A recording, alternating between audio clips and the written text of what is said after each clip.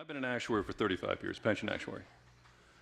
And I've watched, as a trustee of the Public Employees Retirement System, for 22 years as helpless as an infant as the funds were eviscerated by unintended consequences.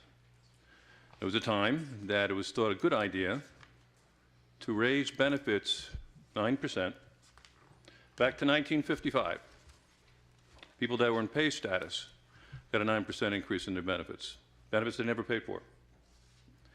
In addition, this bill, and I agree with the police and fire, that they should run their own plan, absolutely. I've seen it work all over the country. I've consulted on over 1,000 plans in my career. And the other aspect of this is there are unintended consequences done by good people.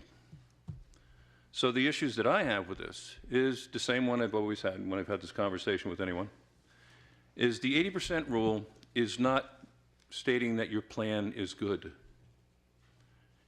In the private sector, 100% is what you're supposed to fund for.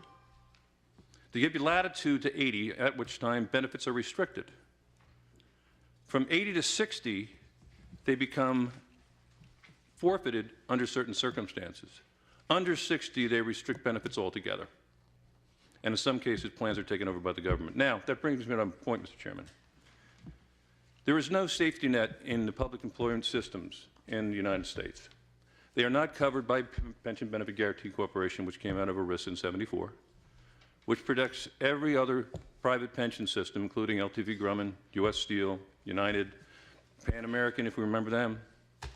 There are pensioners that are still getting their benefits paid for by the Pension Benefit Guaranty Corporation, which is a company that was set up, quasi-judicial, that actually guarantees benefits from defined benefit plans, which this is, and pays the benefits when these companies fail.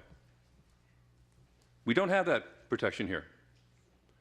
Good people making well-intended decisions have bad consequences.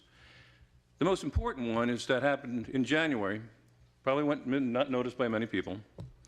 The First Circuit Court of Appeals in Rhode Island ruled that Rhode Island could take away policemen's benefits retroactively.